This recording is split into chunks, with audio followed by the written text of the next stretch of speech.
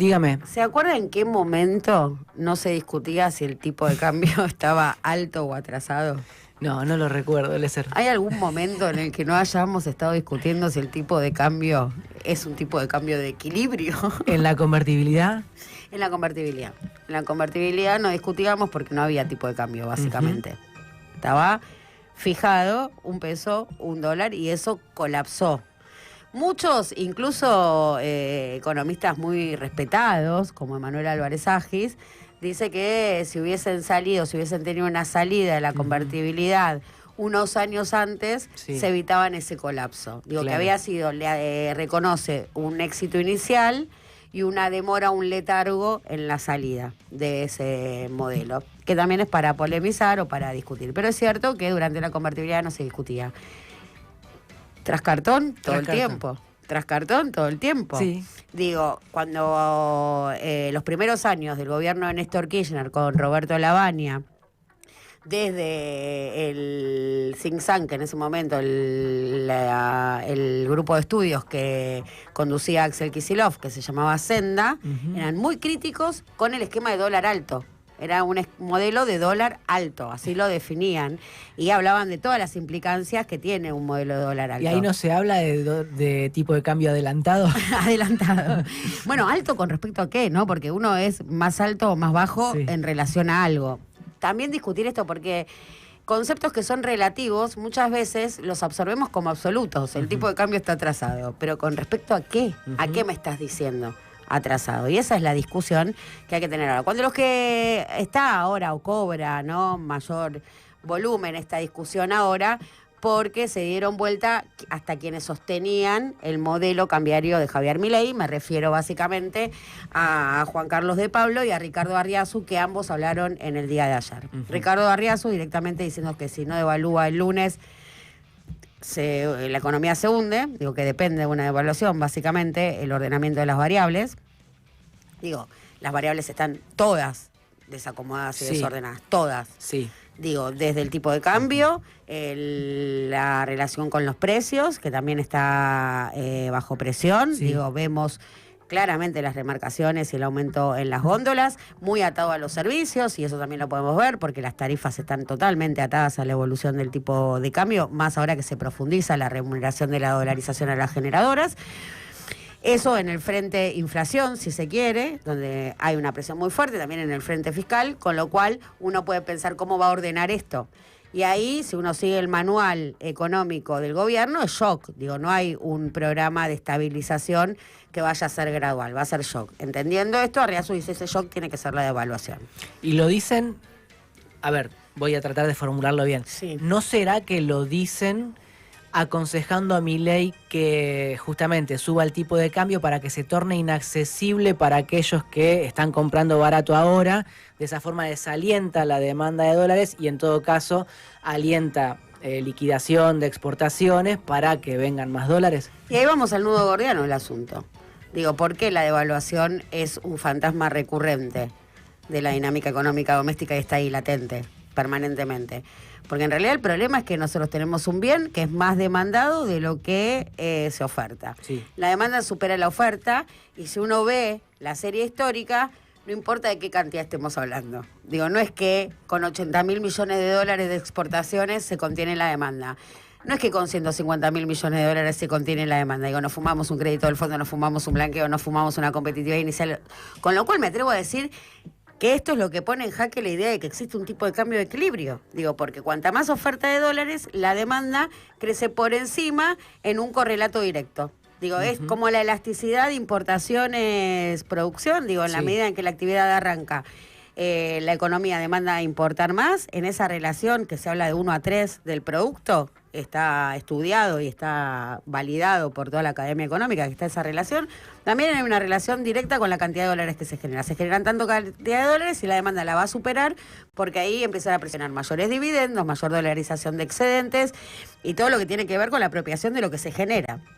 Con lo cual, el tipo de cambio no está ni atrasado ni adelantado, sino que es una variable de ajuste, como ajusta el mercado, que ajusta o por precio o por cantidad.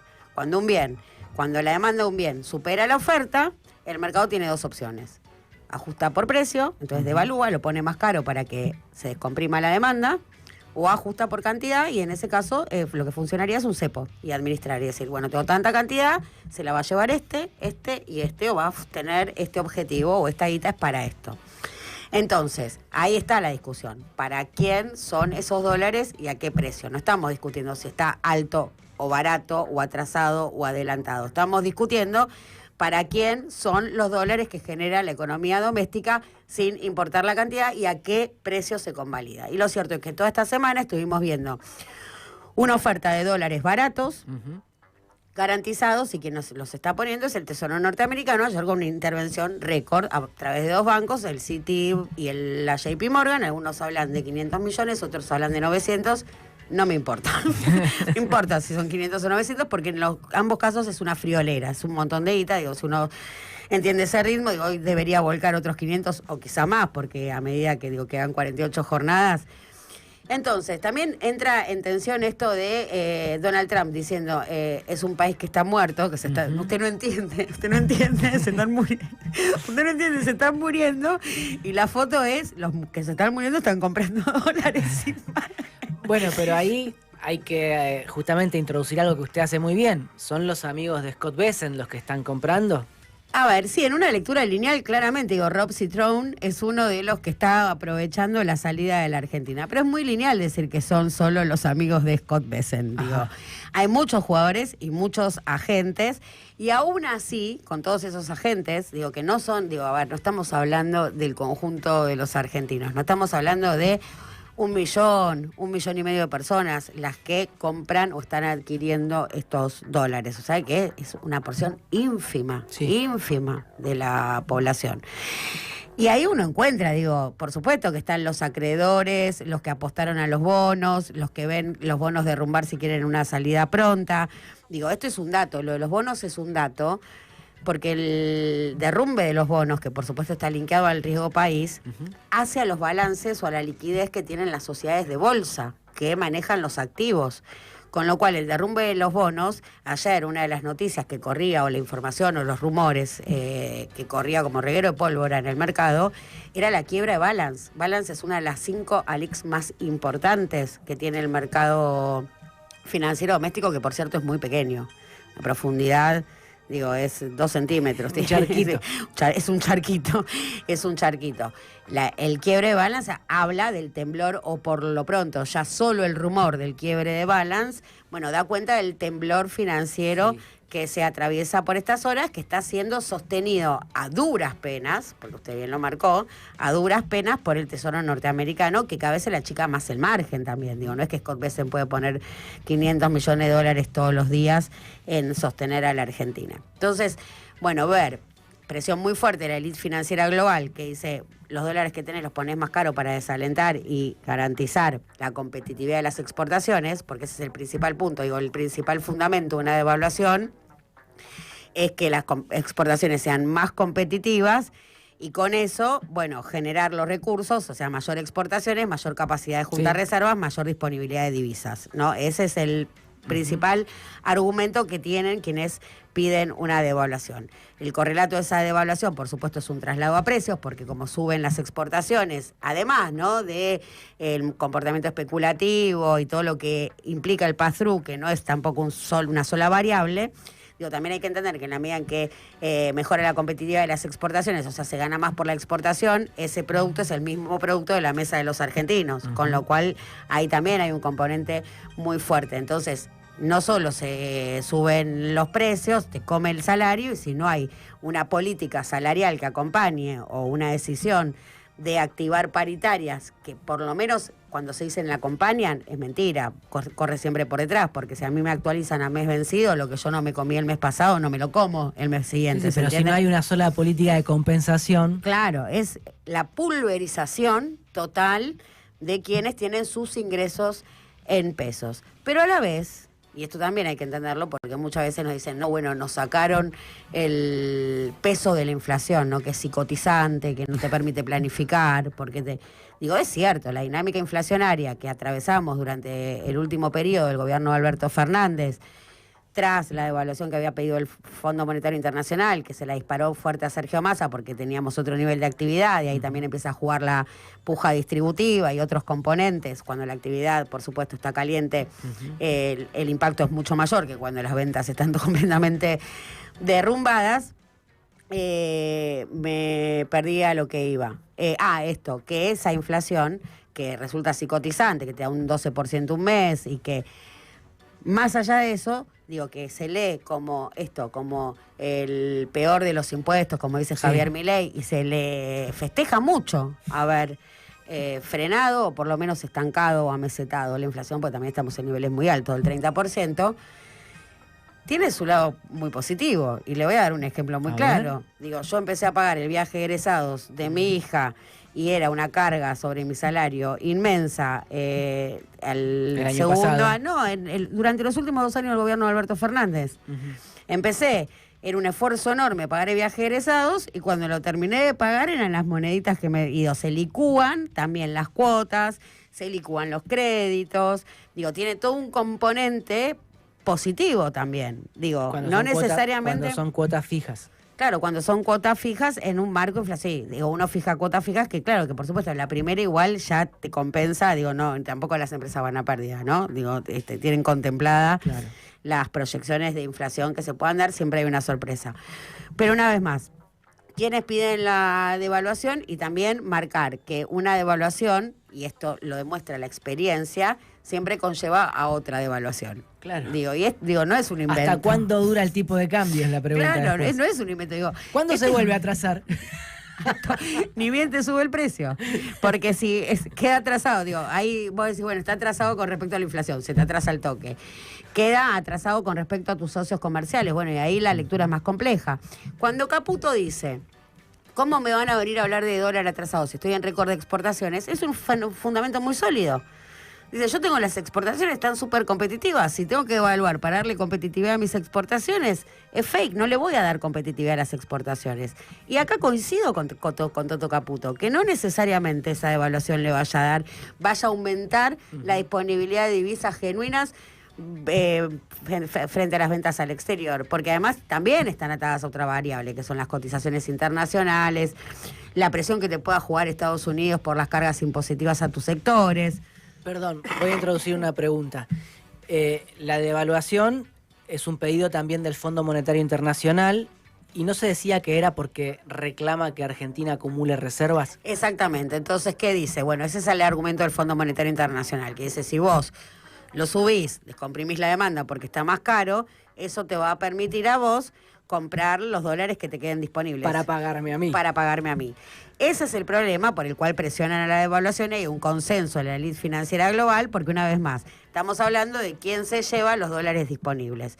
Algunos dicen que son pocos, otros dicen que son los que hay. Bueno, Caputo dice esto es lo que tenemos, que cuando dice no voy a poder darle mayor competitividad a mis exportaciones mediante la devaluación, para eso tengo corriendo el RIGI, ¿no? Todos los fomentos al pleno exportador, vaca muerta, etcétera, no se resuelve con una devaluación. Dice que la devaluación me va a destruir aún más la economía real, pulverizando todos los ingresos en pesos, y sabiendo que, digo, más allá de que ellos no crean en el pass-through del componente dolarizador, entienden que si tienen todos los costos tarifarios atados al dólar, por supuesto que tiene un impacto directo en el bolsillo y en la industria. Y en la industria, que la industria tiene un doble juego, ¿no? Porque también hay industrias exportadoras se van a ver beneficiadas, industrias con pasivos especificados se van a ver beneficiadas. Digo, la devaluación, cuando en el 2001 había un debate de una intensidad asemejable a esta, sobre si devaluar o dolarizar, porque esa es la otra opción que está sobre la mesa y es la que impulsa el Tesoro norteamericano, de hecho.